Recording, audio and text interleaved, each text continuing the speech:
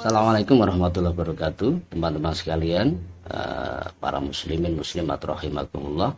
Alhamdulillah kita bisa bertemu kembali. Mudah-mudahan nikmat kesehatan ini selalu diberikan Allah kepada kita, sehingga kita di Ramadan tahun ini bisa menyelesaikan sampai akhir bulan. Teman-teman sekalian, kali ini kita akan menjawab beberapa pertanyaan yang sesungguhnya pertanyaan ini sudah lama, akan tapi karena penyesuaian dengan situasi maka kita jawab pada saat ini.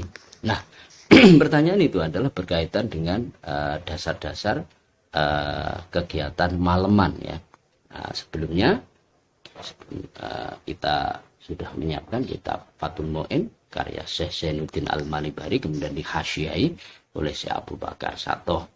Nah, sebelum kita menjawab dan mengkaji, harus kita samakan dulu persepsi kita tentang apa itu maleman, nanti biar tidak salah. Jadi maleman adalah kegiatan menambah amal ibadah dibanding hari-hari sebelumnya di bulan Ramadan, yakni di malam-malam ganjil 10 hari terakhir, itu namanya maleman. Jadi 21, 23, 25, 27, 29. Makanya disebut maleman, karena malam 21, malam 23, dan seterusnya. Nah, apa yang dilakukan di sana?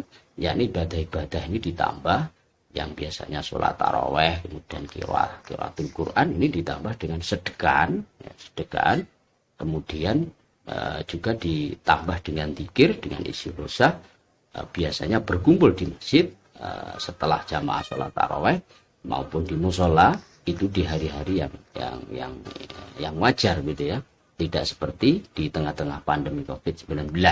Saya tidak tahu, silahkan nanti diaplikasikan sesuai dengan kondisi musola masjid masing-masing. Nah, teman-teman sekalian, kalau kita mengkaji dari sisi dalilnya, dari sisi referensinya, tentu ini sangat banyak, dan saya kira di semua kitab sama, karena memang hadisnya juga sama ya.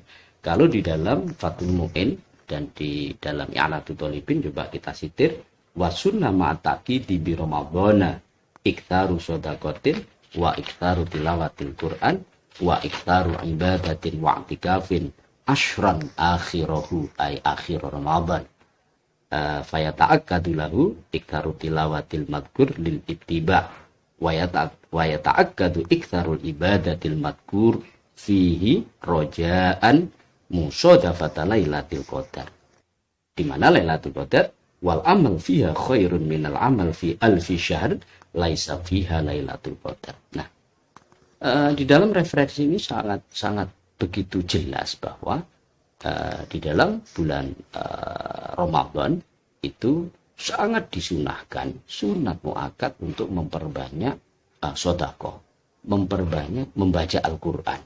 Sedekah kita sudah bisa melihat banyak sekali orang-orang menyediakan takjil, baik yang dihantar maupun di tempat-tempat perempatan-perempatan di seluruh Indonesia bagi pengendara. Kemudian tilawatul Quran kita masih tetap bisa mendengar suara-suara qiraah di musola masjid, karena memang ini dianjurkan. Kemudian memperbanyak ibadah yang lain, iktikaf dan lain sebagainya. Nah, di mana ini? Fi asron akhirah, jadi di 10 hari terakhir bulan Ramadan, apalagi nanti di malam-malam ganjil.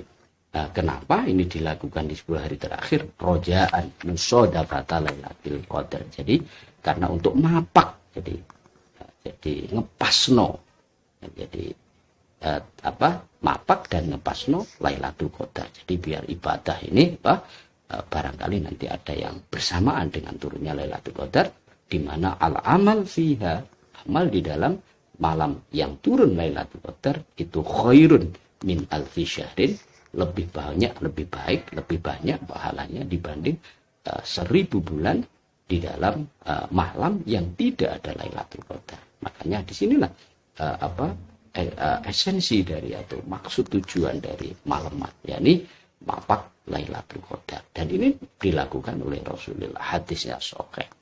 Nah, dan kenapa ganjil? Karena sekali lagi arjauku ilailatil qadar itu adalah fi lailati autariha, yakni di dalam malam-malam ganjilnya.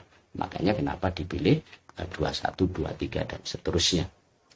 Nah, Di dalam hadisnya ini sangat jelas ya, Rasulullah juga melakukan malaman ini, yakni di dalam, nanti bisa dicek di dalam hadis sahihnya, Nabi sallallahu alaihi wasallam kana yajtahidu fil ashril awakhir ma la yajtahidu fi ghairiha. Jadi Rasulullah ketika Ramadan, kemudian di 10 hari terakhir ini beliau ijtihad mempeng sekali, melebihi mempeng beliau di hari-hari sebelumnya.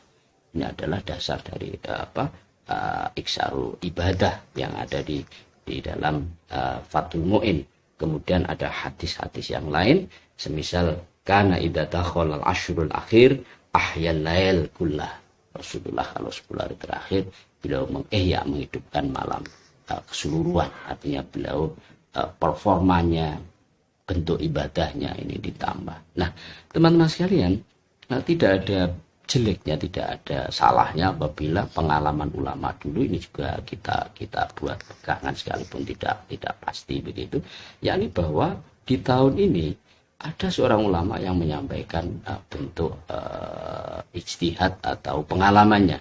Jadi kalau mulainya itu hari Jumat, ini ada yang mengatakan 27 nanti datang. Nah, malam 27 turunnya Lailatul Qadar. Kemudian sebagian ulama yang lain mempunyai pengalaman kalau mulainya hari Jumat ini jatuh Lailatul Qadar di 29. Itu bisa kita rujuk di dalam I'anatul Thalibinnya.